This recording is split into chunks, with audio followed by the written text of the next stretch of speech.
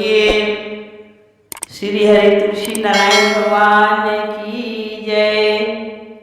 आइए बंधुओं, आज मैं फिर 15वां और 16वां अध्याय आप लोग के सामने प्रस्तुत करने जा रही हूँ।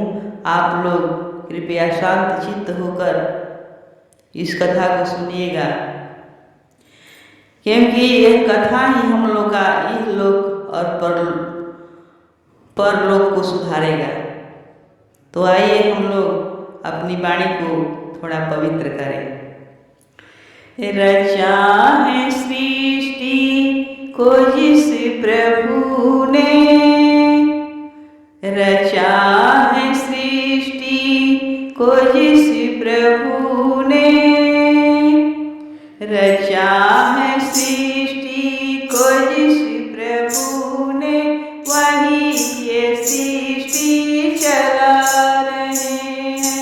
रचा है सृष्टि को जिस प्रभु ने, वही ये सृष्टि चला रहे हैं। लगाया था जो पेड़ पहले, लगाया था जो पेड़ पहले, उसी का फल अब हम पा रहे हैं। रचा है सृष्टि को जिस प्रभु ने, रचा है सृष्टि को जिस प्रभु ने, वही ये सृष्टि चला रहे हैं। बोलो विष्णु भगवान की जय, आज की आनंद की जय। राजा पृथु ने नारद से पूछा, 15वां अध्याय।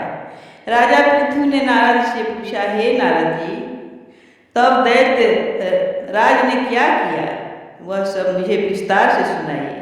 नारद जी ने बताया कि उनके चले जाने पर जलंधर ने अपने राहु नामक दूत को बुलाकर कैलाश पर जाने की आज्ञा दी और कहा कि वहाँ पर एक जटाधारी शंभु नामक योगी रहता है, उससे मेरा ऐश्वर्य कहकर उसकी सर्वांग सुंदरी भामिनी को मेरे लिए मांग लाओ। यह सुनकर वह दूत शिव जी के स्थान पर पहुंचा, परंतु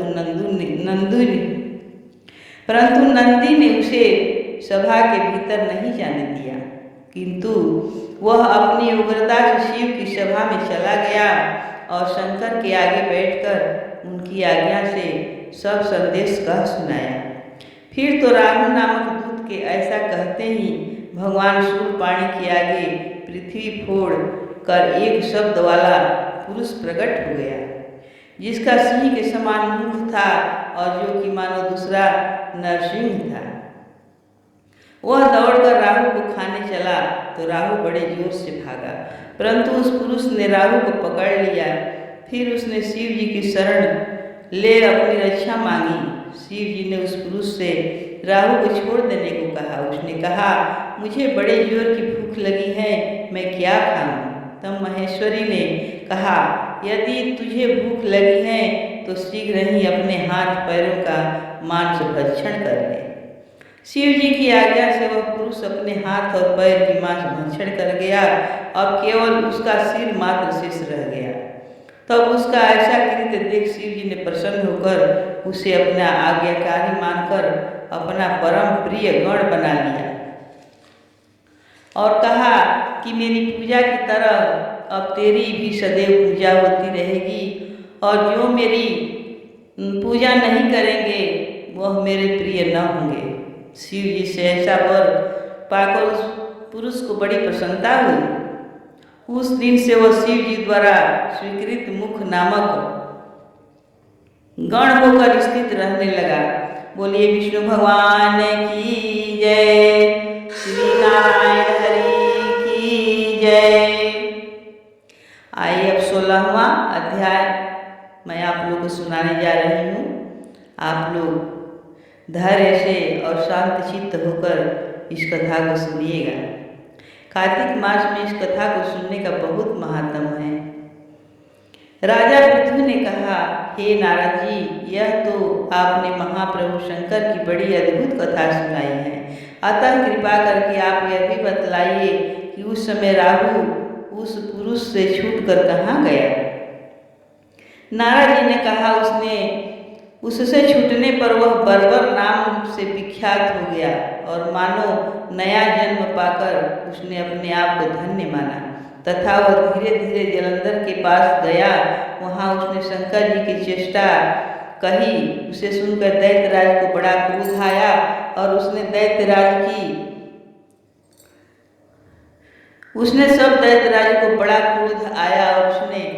सब दैत्यों का सेना सजाने की आज्ञा दी।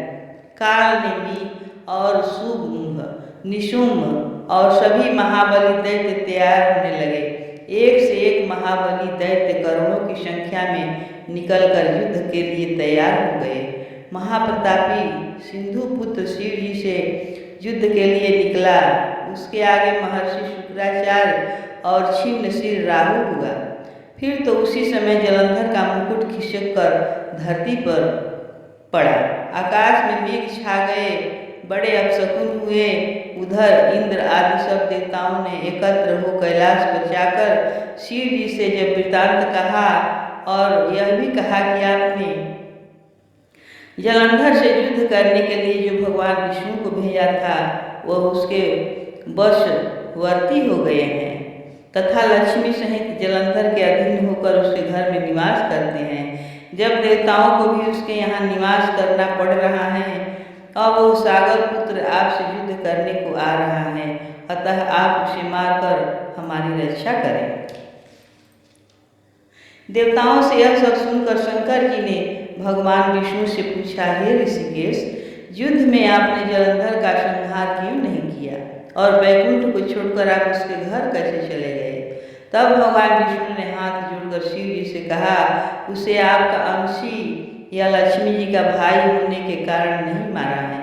वह बड़ा ही वीर और देवताओं से अजेय है। मैं सत्य कहता हूँ कि उसे कोई भी नहीं मार सकता। इस पर लक्ष्मी ने मुग्ध होकर, मैंने स्वयं उसके घर में रहने का वर दे दिया है, इसलिए मैं उसके घर में रहता हूँ। हे सुरवर विष्णु, आप यह क्या कहते हैं? उस दैत्य जलंधर को मैं अवश्य मारूंगा, इसमें कोई भी संदेह नहीं है। अब आप सब देवताओं जलंधर को मेरे द्वारा ही मारा जाना, अपने स्थान को जाइए। जब शंकर ने ऐसा कहा तो सब देवता संदेह रहित होकर अपने स्थान को चले गए। ठीक उसी समय पराक्रमी जलंधर अपनी विशाल सेना के साथ कैलाश पर्वत को घेर के सिंहनाद करने लगा। दैत्यों के नाद और कोलाहल से शिव जी क्रुद्ध हो गए। उन्होंने अपने नंदी आदि गणों को उसके साथ युद्ध करने की आज्ञा दे दी। कैलाश पर्वत के पास भीषण युद्ध होने लगा।